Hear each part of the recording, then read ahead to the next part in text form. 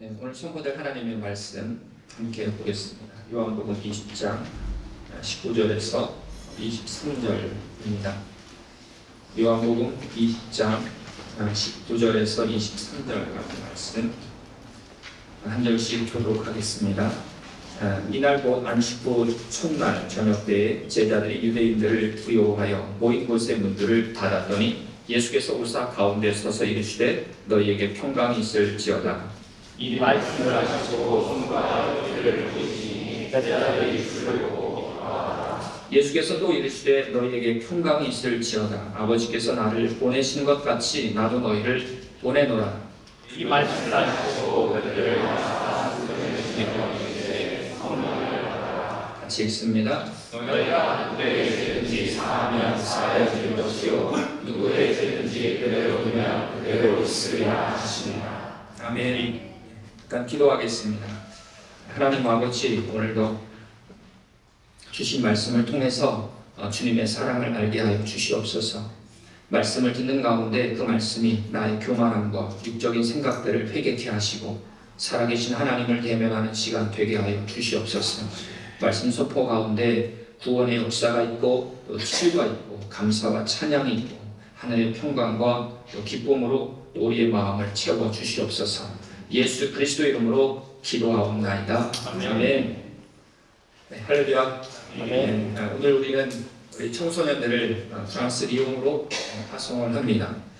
지난 5월에 저희들은 장년들을 모로코로 파송을 했습니다. 그리고 오늘 다음 달 8월 초에는 우리 청년들을 또 코소보로 파송을 할 것입니다. 그리고 8월 27일 교회 창립 또 41주년을 맞이해서 우리 서준호 목사님과 정선아 사모님 두 분이 사역했던 불가리아로 장기 선교사를 또 재파송할 것입니다. 오늘 우리 교회가 시간과 그리고 재정과 또 인력을 동원해서 실행하는 이 단기 선교는 파송받는 사람들만의 선교 활동이 아니라 온 교회가 동력하는 그러한 사역입니다. 이미 여러분들이 중보 기도를 하고 있고 또 물질 후원으로 선교에 참여하고 계십니다. 우리 교회가 지향하고 있는 단기 선교의 목표를 한번 두 가지 생각해 보았습니다. 첫 번째는 현지 선교사님의 사역을 돕는 데 1차적인 목적이 있습니다. 그래서 선교사님들의 사역에 필요한 것을 파악해서 그 사역을 저희들이 돕는 것이죠. 우리는 이미 리옹 선교사님들을 직접적으로 후원하고 있고 그리고 기도하고 있습니다. 그리고 저희 교회 리옹 구역도 있어서 함께 중보기도 하고 또 구역 식구들이 직접 방문해서 우리 선교사님과 교제도 하고 사역을 돕기도 하고 또 성탄절이 되면 또 선물도 또 보내기도 했습니다. 오늘 청소년들의 귀한 헌신과 또 준비한 사역을 통해서 현지 선교사님과 현지인들이 참 위로와 또 기쁨을 얻고 또 영혼들이 주께 돌아오는 역사가 있게 되기를 바랍니다. 두 번째 단기 선교의 목적을 찾는다면 선교적 삶을 배우는데 그 목적을 둘 수 있겠습니다. 그래서 선교를 준비하는 과정이 너무나 중요하다고 하는 거죠. 함께 모여서 선교지를 위해서 마음 모아서 기도하고 또 선교지에 필요한 것들을 또 준비하고 또 선교지를 다녀와서는 또 그곳이 생각나서 또 기도하게 되는 것입니다. 그러면서 자기 중심적인 삶에서 점점 하나님 중심적인 삶으로 나아가게 되는 거죠. 우리가 선교하러 동유럽 혹은 서유럽 여러 곳으로 가지만 결국 다녀와서는 내가 변하게 되는 것을 우리는 발견하게 됩니다. 그러면서 하나님의 마음이 우리 마음속에 채워지게 되고 또 영혼을 사랑하는 마음을 갖게 되는 것이죠. 그렇게 우리는 단기 선교를 통해서 개인적인 부흥을 경험하고 또 때로는 하나님을 만나기도 하고 하나님을 경험하기도 하고 또 그곳에서 비전을 발견하기도 하고 어떤 친구들은 성격이 변하기도 하고 또 선교사로서의 그 정체성을 가지고 이 땅을 살아가게 되는 것입니다. 저는 여러분들에게도 단기 선교를 권합니다.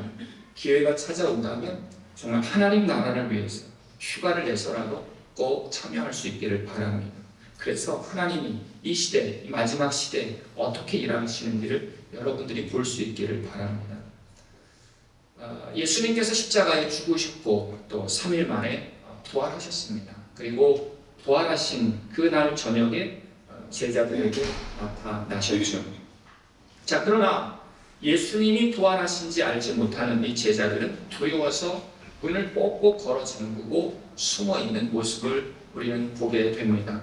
왜 제자들이 두려웠을까 하는 것입니다. 그 이유를 우리가 생각해 볼 수 있을 것 같아요.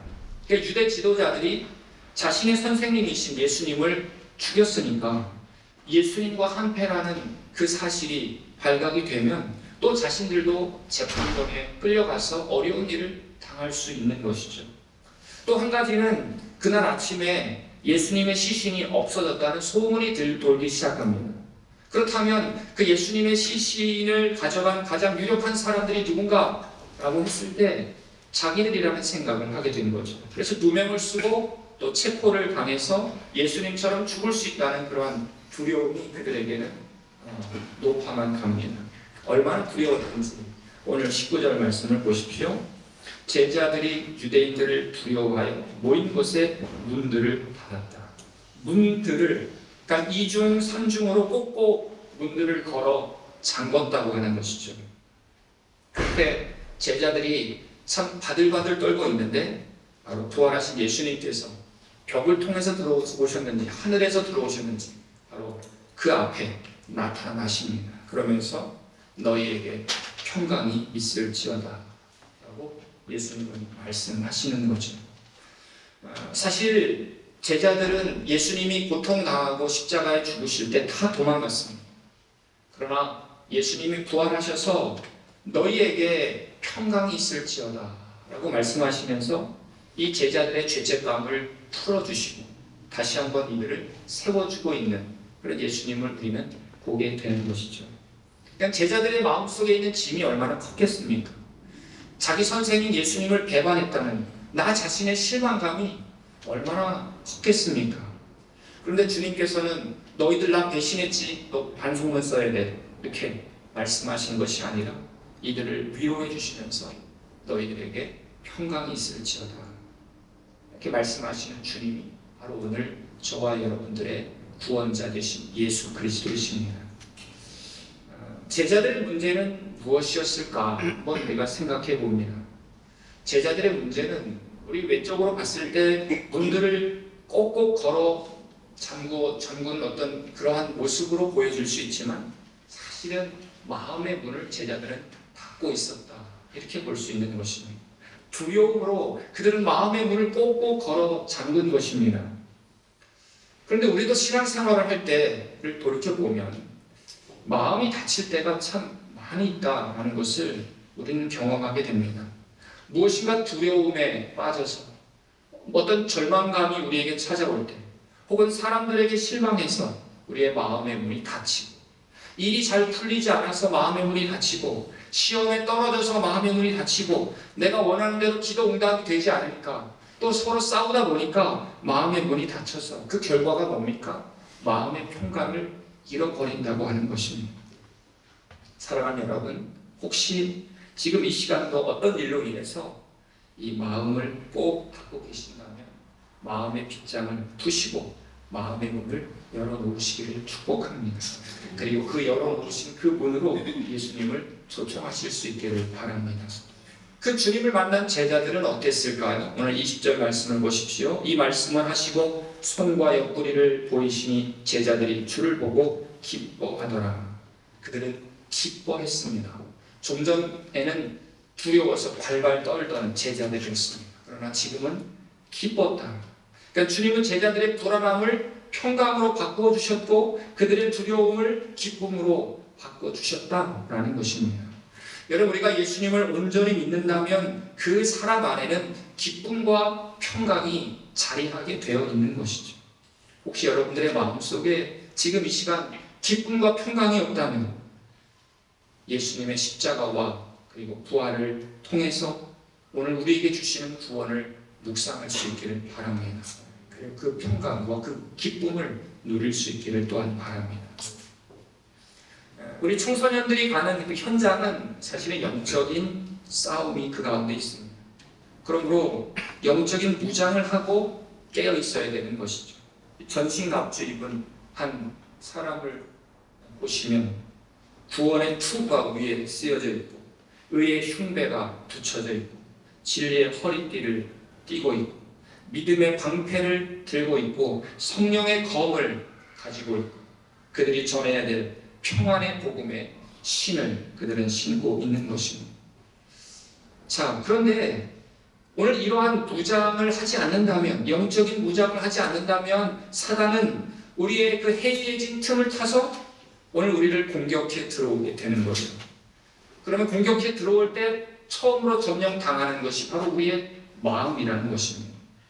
그래서 사람에게 실망하기도 하고 우리 청소년들이 선교 봉사를 가지만 날씨가 덥다고 불평하기도 하고 때로는 신경이 예민해져서 배가 아프기도 하고 서로 싸우기도 합니다. 밥맛이 없다고 투정되기도 하고 사람들이 나에게 관심을 보이지 않는다고 속상하기도 하고 프랑스에 가니까 또 잘생긴 오빠 언니가 있지 않습니까? 이성적인 감정을 가질 때도 있을 것입니다. 거기에 마음을 빼앗기는 거죠. 그래서 선교 봉사를 가지만 그곳에서 불안한 마음과 또 불평의 마음과 시기와 질투와 미움과 또 사람들을 비판하는 마음도 그 마음속에 가질 수 있는 거죠. 그래서 마음의 문이 닫히는 것입니다. 그러니까 선교 봉사하러 갔는데 그런 마음으로는 선교 봉사를 할 수가 없는 거죠. 그러므로 선교 봉사하는 기간 동안 매일매일 내가 영적인 무장을 하고 있는지를 우리는 점검해 봐야 됩니다. 그래서 내 마음속에 있는 그 평강이 빼앗기지 않아야 되는 것이죠. 이 일들을 위해서 우리가 기도해 주어야만 할 것입니다. 마음의 평강, 그 마음의 평안이 얼마나 중요한지 19절 말씀을 보십시오. 끝에 너희에게 평강이 있을지어다. 21절 말씀을 보십시오. 너희에게 평강이 있을지어다. 26절 말씀을 보십시오. 끝에 너희에게 평강이 있을지어다. 세 번이나 너에게 평강이 있어야 된다라고 말씀하고 있는 것입니다. 우리가 전하는 복음도 뭡니까? 완전 무장을 했던 그 병사를 보게 되면 평안의 복음의 신을 신고 있어요. 우리가 전하는 복음도 평안의 복음입니다. 평강의 복음. 우리에게 평강이 없다면 어떻게 평강의 복음, 평안의 복음을 그들에게 전할 수 있겠습니까? 그 평강의 복음은 예수 그리스도의 십자가와 부활을 통해서 얻어지는 그러한 평안인 것입니다. 사탄이 이 평안을 빼앗으려고 오늘 단기 선교를 가는 사람들뿐만 아니라 우리의 일상적인 삶에서도 그 평안을 계속 빼앗으려고 애쓸 것입니다. 그렇기 때문에 또 한 번 생각해 본다면 가장 치열한 그 전쟁터는 바로 선교 현장이기도 하지만 오늘 우리의 마음이다. 이렇게 말할 수도 있을 것 같습니다. 한 사람 아담과 하와의 그 마음이 무너지니까 세상의 죄악이 그냥 댐이 무너지듯이 그냥 확 쓸려 들어왔다는 것. 이스라엘 초대 왕 이 사울은 다윗을 시기하는 자신의 마음 때문에 평생을 시달렸던 사람이지 않습니까? 마음을 다스리지 못한 것이죠. 정말 어떤 상황 속에서도 예수님의 십자가와 부활을 우리가 묵상하고 십자가의 그 부활의 능력으로 예수 그리스도의 이름으로 악한 영을 쫓아내시고 마음의 평강을 지킬 수 있기를 바랍니다. 잠언 4장 23절 말씀 우리 한번 같이 읽습니다.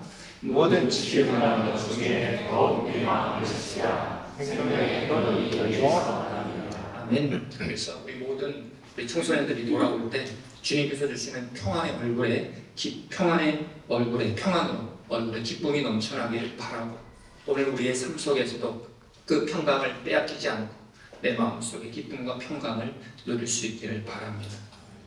두 번째, 제자들에게 말씀하시죠. 21절 말씀 우리 같이 읽겠습니다. 예수께서 너희에게 이르시되 너희에게 평강이 있을지어다. 아버지께서 나를 보내신 것 같이 나도 너희를 보내노라. 아멘. 아버지께서 나를 보내신 것 같이 나도 너희를 보내노라. 하나님이 우리를 이 세상에 보내셨다고 하는 것이죠. 모든 성도는 그러므로 보냄받은 선교사 이렇게 말할 수가 있습니다. 그런데 특별히 이 시간 청소년들을 단기 선교로 파송하는 것이죠. 하나님 아버지께서 예수님을 이 세상에 보내셨듯이 예수님도 제자들을 보내고 있는 것입니다. 파송하고 있는 것이죠. 그러므로 파송받은 오늘 저와 여러분들이 먼저 예수 그리스도 안에서 평강과 기쁨을 누리고 있어야 된다는 것입니다. 그러면 이제부터 이 제자들이 예수님을 대신해서 무엇을 하게 될 것인가? 바로 예수님이 하셨던 것처럼 복음을 전하게 될 것이다 라는 것이죠. 23절 말씀을 같이 읽습니다. 너희가 누구의 죄든지 사하면 사하여질 것이요 누구의 죄든지 그대로 두면 그대로 있으리라 하시니라. 아멘. 이것이 무슨 뜻인가? 오해할 수 있는 말씀이죠. 너희가 누구의 죄든지 사하면 사하여질 것이다. 오늘 우리에게 죄를 사하는 권세가 있다는 말인가? 그건 아니죠. 왜냐하면 죄를 용서해 주시는 분은 오직 하나님이시기 때문입니다. 오늘 이렇게 한번 생각을 해보려고 합니다. 우리는 주변으로부터 어떤 사람들로부터 우리는 복음을 받았습니다. 그래서 예수님을 믿게 됐죠. 복음이 뭡니까? 그럼 복된 소식이에요. 자, 사형수에게 가장 큰 기쁨의 소식이 있다면 그의 죄가 사면받는다는 것이고 그리고 자유함을 얻는다는 것이죠. 영적으로 모든 예수님을 믿지 않는 모든 사람들은 바로 사형수들과 마찬가지입니다. 예수를 알지 못하는 모든 사람들은 바로 죄인이기 때문에 그 죄의 결과는 사망이죠.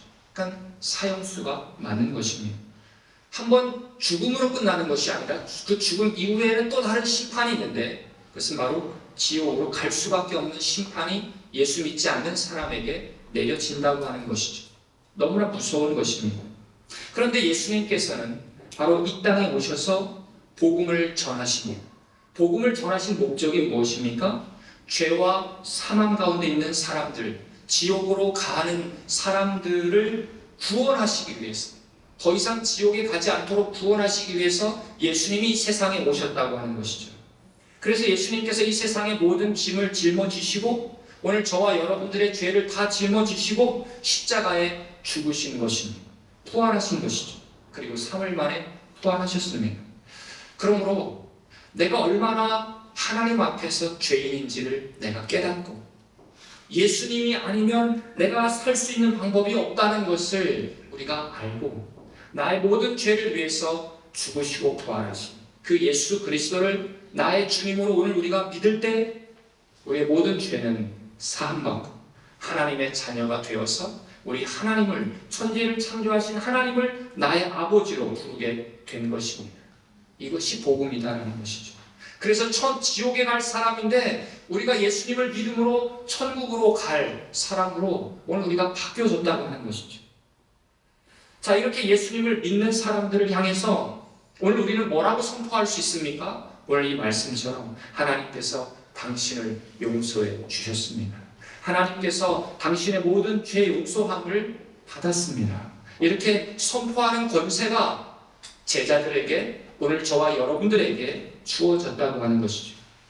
이제 하나님을 모르는 수많은 사람들은 제자들이 전하는 그 평강의 복음을 통해서 하나님을 만나게 될 것이고 죄를 회개하게 될 것이고 예수님을 믿게 될 것입니다. 하나님께서 나를 이 세상에 보내신 것 같이 나도 너희를 보내노라. 하나님께서 저와 여러분들을 이 세상에 보내신 줄로 믿습니다. 오늘 우리는 어떤 사역들을 해야 될 것인가? 우리 청소년들이 바로 그 땅 리옹으로 가서 짧은 시간이지만 하나님의 복음을 전하게 될 것입니다. 여러분 로마서 10장 14절 15절 말씀 우리 한번 같이 읽겠습니다. 시작. 그런즉 그들이 믿지 아니하는 일을 어찌 들으리요 듣지도 못하는 일을 어찌 이르리요 전파하는 자 어찌 이르리요 보내심을 받지 아니하였으면 어찌 전파하리요 기도되가 아름답도다 좋은 소식을 전하는 자들의 아리와함과 같으리라. 아멘. 복음을 전파하지 않으면 평강의 복음을 그들은 들을 수 없고 예수님에 대해서 그들은 듣지도 못할 것이고 예수를 믿을 수도 없게 된다고 하는 것이죠. 그러니까 보냄을 받은 우리 청소년들이 예수님의 십자가와 부활을 전할 수 있기를 바랍니다. 오늘 우리를 통해서 이 세상에서 하나님의 귀한 진리의 말씀이 오늘 우리를 통해서 전파될 수 있기를 또한 바랍니다. 그래서 오늘 우리의 삶 가운데 우리의 사역 가운데 정말 주님 앞에 돌아오는 주의 백성들이 있기를 바랍니다. 그러니 하나님의 복음을 전하는 사람들의 발, 혹은 보내심을 받은 이 청소년들의 발걸음이 얼마나 아름다운가라고 말하고 있는 것입니다. 자, 그런데 전도를 받은 사람들은 두 가지 반응을 할 것입니다. 예수님을 믿든지 아니면 예수님을 믿지 않든지. 그런데 오늘 저와 여러분들의 사명은 그들을 믿게 하는 데까지 나아가는 것이 아니라 복음을 전하는 데까지가 우리의 사명이라는 거예요. 예수를 믿게 하는 것은 성령 하나님이 하시는 일입니다. 그럼에도 불구하고 오늘 우리는 간절하게 예수 그리스도의 복음을 전할 수 있기를 바랍니다. 저는 이 단기 선교 사역을 통해서 잃어버린 영혼을 향한 주님의 마음을 우리 청소년들에게 심어주고, 또 평상시 우리의 삶에서 복음을 전한 오늘 우리의 삶에서도 하나님의 마음이 또한 부어질 수 있기를 또한 바랍니다. 오늘 우리는 혼자가 아닙니다. 여러분들이 가는 곳에 예수님이 함께 거하고 계십니다. 여러분들이 하는 일 속에 예수님의 역사가 일어나게 될 것입니다. 전도하는 그곳에서 오늘 우리도 예수님처럼 사람들로부터 때로는 영접도 받겠지만 복음을 전한 그곳에서 혹은 핍박과 조롱도 받을 수도 있습니다. 왜일까요? 오늘 우리가 가는 곳은 예수님을 싫어하는 세상이기 때문입니다. 하나님이 없다고 무시하는 사람들이 살아가는 그 땅이기 때문에 예수님을 믿으라고 이야기하면 조롱당할 수밖에 없는 것이죠. 특별히 프랑스는 카톨릭 국가이기 때문에 기독교를 이단으로 취급합니다. 성도들이 부름받아 선교사로 가는 그 세상은 어디일까요? 아직까지 구원의 복음이 그 가정 안에 들어있지 않다면 때로는 불신 가정이 우리가 가야 할 곳이기도 하고, 우리의 직장과 또 세상의 영으로 충만한 곳들이 우리가 가서 활동하는 곳입니다. 그곳에서 우리는 하나님께서 우리를 보내셨기 때문에 그곳에서 우리는 생활 선교사로 그 땅 가운데서 살아가는 것이죠. 예수 없이 살아가고 나를 싫어하는 세상의 영으로 충만한 그들을 불쌍히 그들을 사랑하라고 오늘 우리를 부르신 줄로 믿습니다. 그러니 내 힘으로 할 수 있겠습니까? 그래서 하나님께서는 성령님을 보내주신 것이죠. 그리고 주님께서 제자들에게 부탁하신 것입니다. 22절 말씀을 한번 같이 읽겠습니다.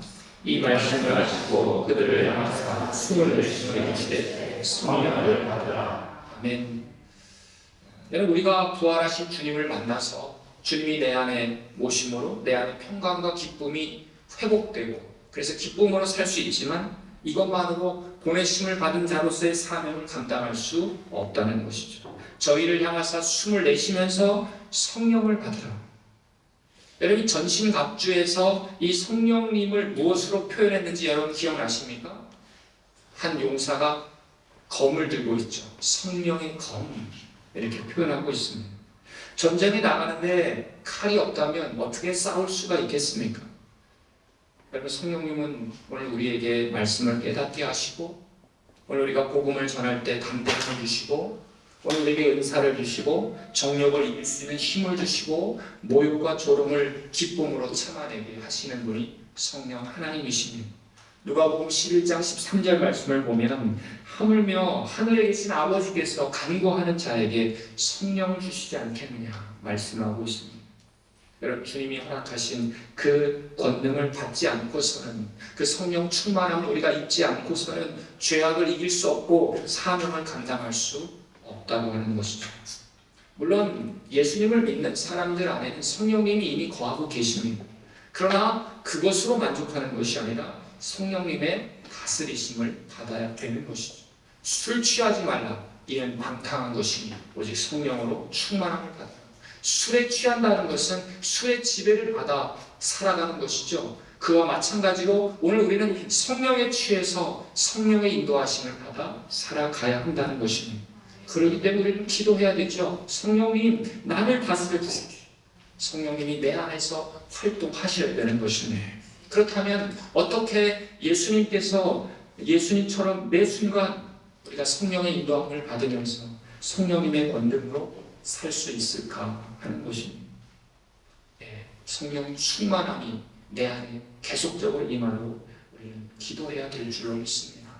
그리고 성령님을 날마다 우리는 사모해야 되는 것입니다. 그런데 말씀을 쭉 읽다 보면 결국 말씀으로 충만한 사람이 성령으로 충만한 사람인 것을 보게 됩니다. 하나님의 말씀이 오늘 우리에게 또한 무기가 되기 때문이죠. 하나님의 말씀은 살아있고 운동력이 있어서 좌우의 날선 어떤 검보다도 더 예리하여 혼과 영과 관절과 골수를 찔러 쪼개는 하나님의 말씀이라고 말씀하고 있습니다. 말씀이 내 안에 머무르도록 우리 말씀을 묵상해야 됩니다. 하나님의 말씀이 내 안에 새겨질 때 성령님이 내 안에서 일하기 시작할 줄로 믿습니다. 저는 정말 우리 모두가 하나님이 주신 성령님의 권능을 힘입어서 예수 그리스도의 증인으로 우리 모두가 이 땅 가운데서 살아가게 되시기를 바랍니다. 우리 성도 여러분들도 성경적인 의미에서 바로 선교사임을 기억하시기 바랍니다. 하나님이 나를 부르셨습니다.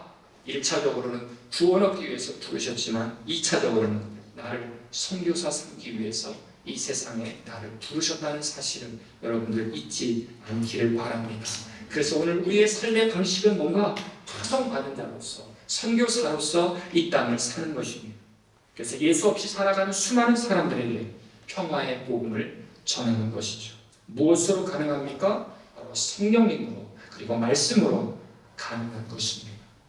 주님의 평안과 기쁨이 우리 모두에게 임하고 성령으로 충만해서 맡겨진 사명을 잘 감당하는 이 세상에서 선교사로 살아가는 저와 여러분들 될 수 있기를 주님의 이름으로 바라겠습니다. 네, 같이 기도하겠습니다.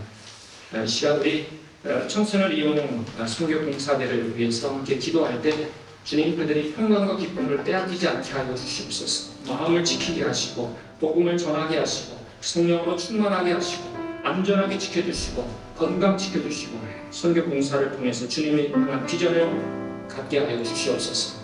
또 우리 모든 성도님들도 이번 한 주간 동안 선교적 삶을 감당하며 살게 하여 주시옵소서. 함께 기도하겠습니다. 하나님 아버지 감사합니다. 주님께서 그들을 이 세상에 보내셨습니다. 우리를 구원하시고 하나님은 우리를 통해서 하나님의 영광을 우리로 하나님 감사합니다. 주님 주님을 사랑하기 위해 있습니다. 하나님 아버지 주님 사랑을 구하고 하나님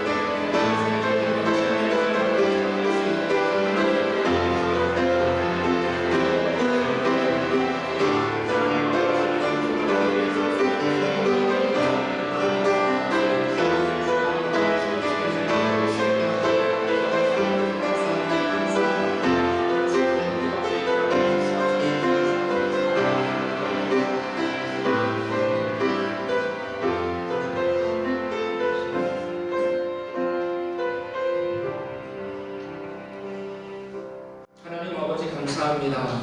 오늘도 저희 교회에서 또 이용으로 단기 선교를 보낼 수 있게 하심을 감사드립니다. 순종하며 가는 우리 청소년들과 또 우리 선생님들에게 복 주시고 전신갑주를 입게 하시고 담대함을 주시고 성령으로 충만하게 하셔서 사명을 잘 감당하고 기쁨으로 감사함으로 하나님 돌아오게 하여 주시옵소서. 우리 또한 이 땅에 보내받은 선교사로서 이 땅의 영혼들을 불쌍히 여기게 하시고 사랑하게 하시고 복음을 전하는 사명을 감당하게 하여 주시옵소서. 또한 우리가 이 세상을 살아갈 때 성령의 능력으로 주님의 빛을 비추는 신실한 주의 제자들 되게 하여 주시옵소서. 아버지께서 나를 보내신 것 같이 나도 너희를 보내노라.